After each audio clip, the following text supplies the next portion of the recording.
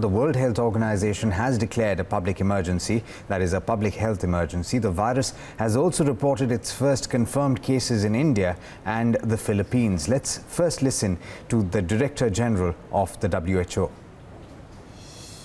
I'm declaring a public health emergency of international concern over the global outbreak of novel coronavirus.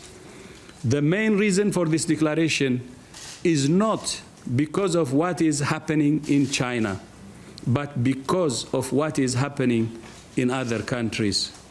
Our greatest concern is the potential for the virus to spread to countries with weaker health systems. All right. Well, that's a brief bite, of course. He said a lot more than that. And in fact, let's go across to Rosalind Chin, who's been tracking the developments from Hong Kong. Ros, I think you've listened to the entire, address that he made. What did he say about the global efforts to halt the spread of the disease?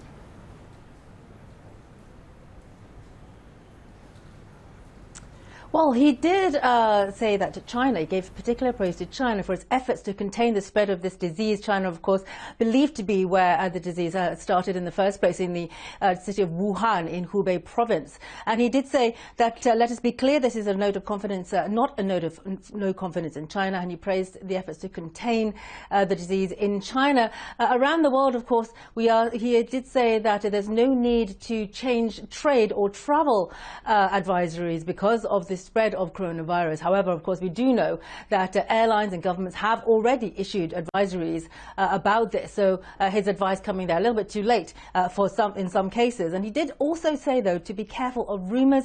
He said this is a time for facts, not fear, for science, not rumor, for solidarity, not stigma. And he did ask people, because of course there is a lot of fake news going around, a lot of rumors, a lot of things stoking fear in people.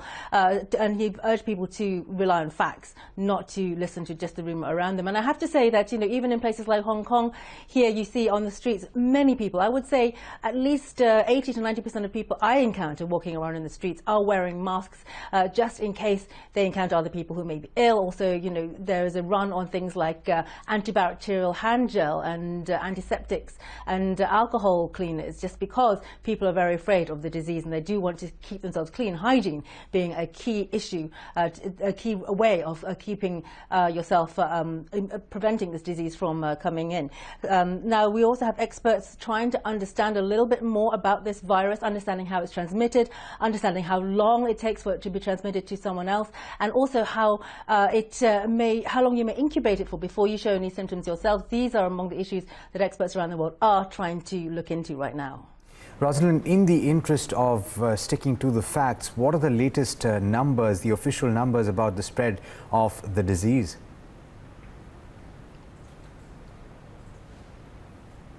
As far as we know, there are over 9,800 cases around the world globally, and that's across more than 18 nations. Now, most of those, of course, do come from China, which is where they believe that this coronavirus did originate. And China has now said that there are more than 9,600 cases. That's up from 7,700 cases yesterday, around this time yesterday. And the number of deaths in China now at 213. All those, the deaths from this coronavirus have actually been in China. And there have also been a number of suspected cases or that actually have not turned out to be coronavirus at all, because, of course, authorities are being very vigilant and maintaining the highest levels of alertness about this illness. So, of course, there are tests being done on people who then turn out not to have coronavirus after all. Now, in the US, of course, we saw that health officials did confirm the first 2 cases of human-to-human transmission. There was a lady in Chicago who had been to China, and she then infected her husband. As you mentioned, India and Philippines confirming their first cases as well. Russia closing its borders, land borders for with China to travelers as well. So governments around the world are taking measures to prevent this illness from spreading. However, it does look like although the symptoms may be milder than some of the diseases it's been compared to, like SARS or Ebola, it is a very virulent disease that does seem to spread very easily, and that is a cause for concern.